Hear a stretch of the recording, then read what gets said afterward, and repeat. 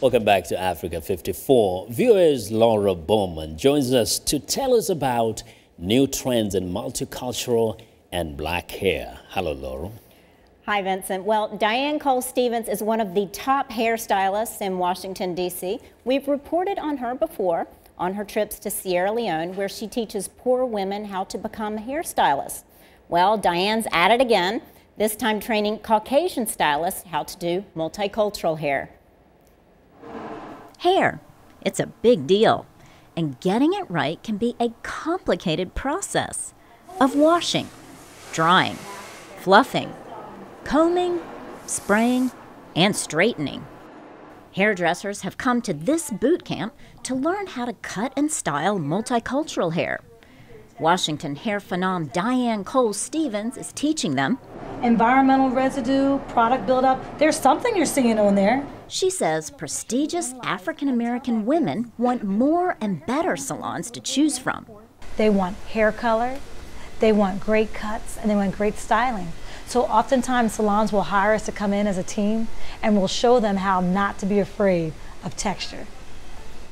But we're just trying to come up with that comfort. So when you get a guest that comes in the door and she looks like me, what do we say? What do we call her? Because we need to call her by her hair texture. We need to call her by she's got coily hair or curly hair or fine hair. Do you see some relief when you teach people this language? Yeah, I love the ahas because a lot of the fear is not offending the black woman. And I think that's a big honor.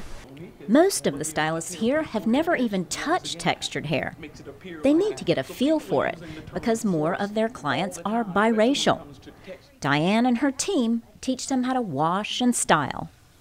KATHRYN OLSEN is one of the hairdressers who joined the boot camp.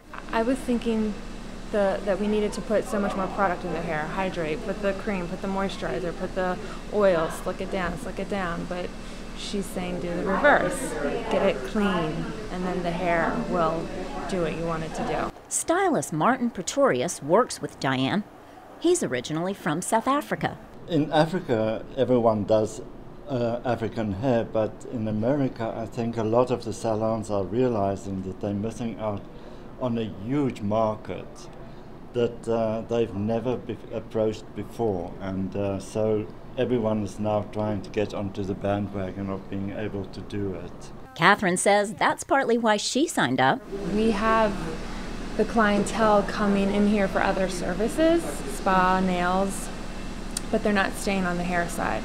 And I wanted to get them on the hair side. Stylist Laura MARSH also wants to boost her business. Having curly hair, I feel like people are going to come to me to try and get that desired effect of the straight, but also the pretty curly that's not frizzy at all. You're still not convinced that hair is a big deal? Just ask a girl. Well, we have the good fortune of having Diane and her models in the studio with us today. Welcome, ladies. Thank you, Laurel, very much. Diane, first I want to ask you, what have you done with these ladies' hair? What are the products you use, the styling? Just quickly give us a quick how-to to get this look. Okay, the first thing is, remember I talk a lot about the scalp. So basically cleansing the scalp area very well, then actually emulsifying it to the ends to make sure that the hair, the scalp, and also the hair is very clean. Then I went in with Vanna, my first model. She loves her curly hair. It's very, very curly, but not manageable. So she said, how can I manage my curls? So we used a mousse, and then we layered a laminate as well. And then we did these bendable rods, and we took small sections, and we actually used the rods and curled her hair and let her hair dry. So what that does is it gives her more bendable hair, and it actually is more controlled for her. So when she comes up, it actually stays the same. And looks great. So take us over here to Jasmine and let's see what we do with Jasmine's hair. Jasmine has beautiful hair as well. And Jasmine likes to wear her hair straight. Her hair is very, very curly. I would consider it coily, very, very curly out of the root. So we wind up doing the same cleansing, the scalp. I'm going to talk a lot about the scalp. We cleanse the scalp with a great cleanser. We put the shampoo right on the scalp, emulsified it in, then we actually shampooed the hair. So we treat the scalp first and then the hair. Then we went in and we put a smoothing cream on her hair, to prep her hair to get ready for the blow dry. We round brushed her hair, Laurel, and then we actually used a flat iron with a little heat protectant, and voila. And we actually made her hair smooth. Well, it looks gorgeous.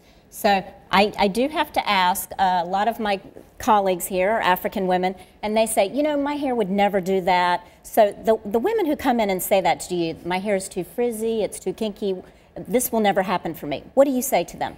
It goes right back to the education, that scalp environment. A healthy head of hair starts with the scalp. So I'll say, yes, you can benefit if the scalp environment is taken care of. Then we have to treat the hair separate. So the scalp first, because we want every hair that's coming up to be protected, and then the hair that comes out of the scalp, we want to make sure it's moisturized. So we want to use lots of natural emollients like avocado oil or jojoba oil, conditioners that are very rich, and start treating the hair as well. Okay, people are still going to want to use weaves, they're still going to want to do extensions. If you were going to do extensions on her, what are some tips? Where do you actually attach it? That's a very good question. I love extension hair because the new move right now is to remove a lot of the sodium hydroxide relaxers. So how can I give her hair rest? A weave could give her hair rest, but be cautious because some of her area around her hairline is very, very fragile. She has a lot of fragile area right around here, so don't pull too tightly with the braiding when you do the actual extensions, and make sure you stay off of the hairline.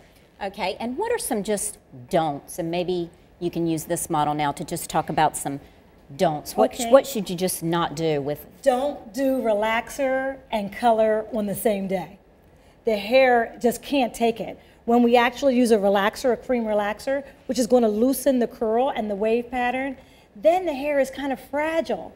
So to do color right on top of that is going to weaken the hair. Okay.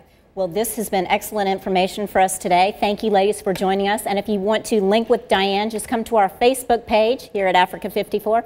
Also, Vincent says he needs a little help with his hair, so Diane, maybe you can take a look at him later.